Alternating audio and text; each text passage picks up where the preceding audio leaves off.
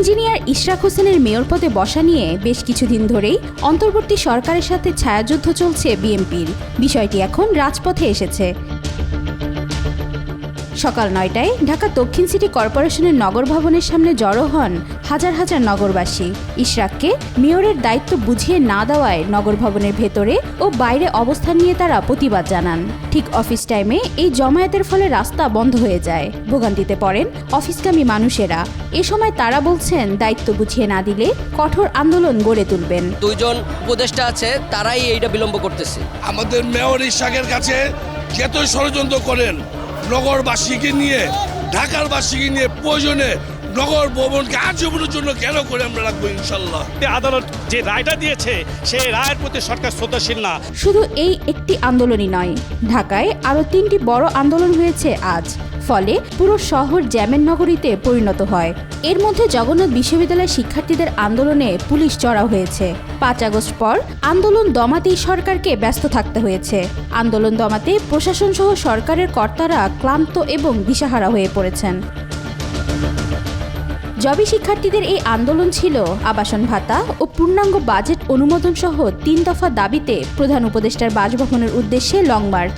এতে বিশ্ববিদ্যালয়ের শিক্ষকরাও অংশ নিয়েছেন। দুপুর 12:30টার পর কাকরাইল মসজিদের সামনে লং মার্চে বাধা দেয় পুলিশ।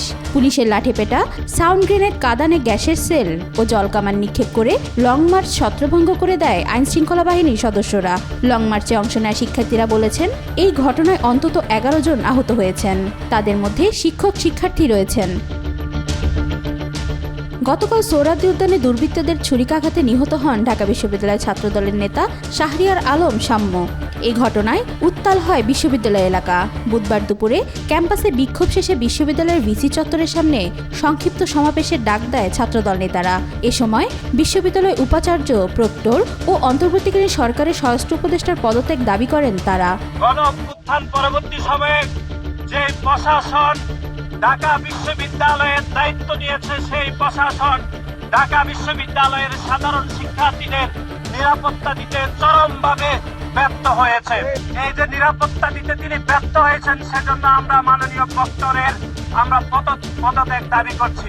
সকাল থেকেই দফা ১ দাবি ১ ভিসির পদত্যাগ এমন নানা স্লোগানে মুখর হয় ক্যাম্পাস। সংক্ষিপ্ত সমাবেশ শেষে জোহরের নামাজের পর বিশ্ববিদ্যালয় কেন্দ্রীয় মসজিদের ভেতর শাহরিয়ারের জানাজা হয়।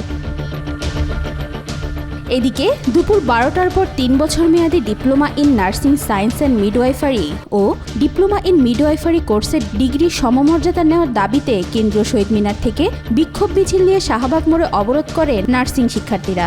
এই দাবিতে কেন্দ্রীয় শহীদ মিনারে অনুষ্ঠিত সমাবেশ থেকে শাহবাগ ব্লক করে রাখেন তারা।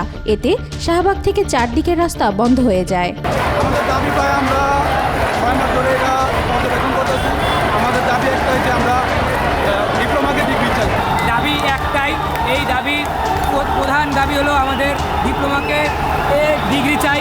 এই দাবির উদ্দেশ্যে আমরা গত 25 এপ্রিল থেকেই আন্দোলন করে যাচ্ছি। আজ আমাদের মহাসমাবেশ, আমরা আজ ডিগ্রি না নিয়ে বাড়ি যাব না। দেশজুড়ে উত্তাল রাজনৈতিক ও সামাজিক পরিস্থিতির মধ্যেই চট্টগ্রাম গেছেন অন্তর্বর্তী সরকারের প্রধান উপদেষ্টা ডক্টর মোহাম্মদ ইউনূস। সেখানে চট্টগ্রাম বিশ্ববিদ্যালয়ের সমাবর্তনে অংশ নেন তিনি।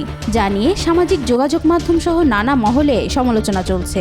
আন্দোলনকারীদের অনেকেই এই পরিস্থিতিতে জাতীয় ব্যক্তিত্বের নীরবতা নিয়ে ক্ষোভ প্রকাশ করেন। অনেকেই বলছেন, এমন সংকটময় মুহূর্তে দেশের শীর্ষস্থানীয় ব্যক্তিদের দায়িত্বশীল ভূমিকা দরকার। একের পর এক আন্দোলনে অস্থির হয়ে উঠেছে রাজধানী। আন্দোলনকারীদের দাবির মুখে দিশাহারা হয়ে পড়েছে প্রশাসন। সাধারণ মানুষ আশঙ্কা করছেন, এসব ইস্যুর দ্রুত সমাধান না হলে পরিস্থিতি আরও জটিল হতে পারে। ওয়াহিদা পারভিন, আজকাল।